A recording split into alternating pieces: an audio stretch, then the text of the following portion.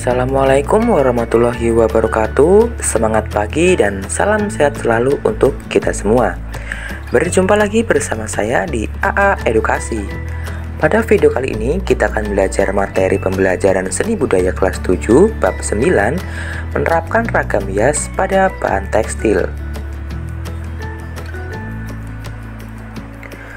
Bagi kamu yang baru bergabung di AA Edukasi, silakan support kami dengan mengklik subscribe, like, share, and comment bila ada yang ingin ditanyakan. A. Penerapan ragam hias pada bahan tekstil. Penerapan ragam hias, flora, fauna, dan geometris pada bahan tekstil banyak dijumpai di berbagai daerah di Indonesia. Penerapan ragam hias pada bahan tekstil dapat dilakukan dengan cara membatik, menenun, membordir, menyulam, dan melukis.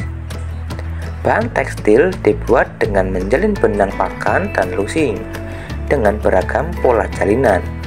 Membuat bahan tekstil bisa dilakukan dengan alat tenun tradisional maupun yang modern. B. Jenis dan sifat bahan tekstil. Jenis tekstil dapat diketahui dari perbedaan jenis benang dan permukaan teksturnya. Benang dibuat dari bahan alam atau bahan buatan. Benang katun dibuat dari kapas. Benang sutra dibuat dari serat yang berasal dari kepompong ulat sutra. Kain wol dibuat dari bulu domba. Bahan benang buatan misalnya drakon, polyester, dan nilon digunakan untuk membuat tekstil dengan jenis tertentu. Bahan benang yang lain misalnya serat egel dan serat pami digunakan untuk produk tas lain seperti tas dan makrame. Jenis-jenis bahan tekstil ini memiliki sifat yang berbeda-beda. Yang pertama ada kain katun atau serat katun. Memiliki sifat menyerap air, mudah kusut, lentur, dan dapat disetrika dalam temperatur panas yang tinggi. Yang kedua ada wol. Wol memiliki sifat sangat lentur, tidak mudah kusut, dapat menahan panas. Apabila dipanaskan menjadi lebih lunak. Yang ketiga ada sutra. Sutra memiliki sifat lembut, licin, berkilap, lentur, dan kuat. Bahan sutra banyak menyerap air dan memiliki rasa sejuk bila digunakan. Yang keempat, ada tekstil dari bahan polyester dan nilon. Memiliki sifat tidak tahan panas, tidak mudah kusut, tidak perlu disetrika, kuat, dan jika dicuci cepat kering. C. Jenis dan bahan pewarna tekstil. Bahan tekstil dapat diberi warna baik dari bahan pewarna alam atau buatan. Masing-masing bahan pewarna memiliki sifat dan jenis yang berbeda-beda. Pewarna alam dihasilkan dari ekstrak akar-akaran, daun, buah, kulit kayu, dan kayu. Pewarna alam misalnya soga dan kesumba.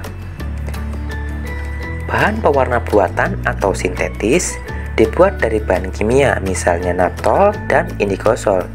Jenis pewarna naptol digunakan dengan teknik celup, sedangkan pewarna indigosol dapat digunakan dengan teknik celup atau colet.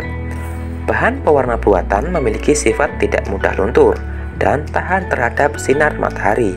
Sebaliknya, pewarna alami memiliki sifat mudah luntur dan mudah pudar karena tidak tahan terhadap sinar matahari. D. Teknik menggambar ragam hias pada bahan tekstil. Penerapan ragam hias pada bahan tekstil dapat dilakukan dengan teknik yang berbeda-beda, misalnya sulam, batik, sablon tenun ikat, bordir, dan songket. Penerapan ragam hias pada bahan tekstil misalnya dilakukan pada kaos oblong. Kaos oblong dibuat dari bahan yang menyerap cat. Bahan pewarna yang digunakan misalnya cat tekstil atau cat sablon dengan alat kuas.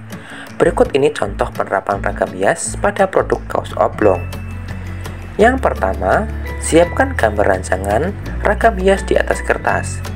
Yang kedua, siapkan kaos oblong berwarna putih dan berilah alas dari bahan karton atau triplek di dalamnya agar pengecatan tidak akan tembus ke belakang. Yang ketiga, pindah gambar rancangan ragam hias ke permukaan kaos dengan pensil. Yang keempat, selesaikan gambar rancangan dengan menerapkan warna-warna yang menarik dengan alat kuas. Dan yang terakhir, keringkan hasil gambar ragam hias dengan hair dryer atau dijemur. Bentuk ragam hias dapat diaplikasikan pada media tekstil. Salah satunya adalah dengan menggunakan teknik menggambar. Langkah menggambar ragam hias pada bahan tekstil. Menggambar dengan bahan tekstil meliputi beberapa tahap sebagai berikut. Yang pertama, buatlah sketsa ragam hias yang sudah dipilih. Kedua, gunakan kayu triplek atau karton tebal sebagai alas kaos dan letakkan di dalamnya agar tidak tembus ke belakang. Yang ketiga, berilah warna pada ragam hias. Dan yang keempat, keringkan hasil gambar pada sinar matahari atau gunakan pengering rambut. Nah, demikianlah penjelasan mengenai materi penerapan ragam hias pada bahan tekstil. Saya akhiri sampai di sini. Minta maaf kalau ada kesalahan kata. Saya akhiri. Wabillahi taufiq wal hidayah. Wassalamualaikum warahmatullahi wabarakatuh.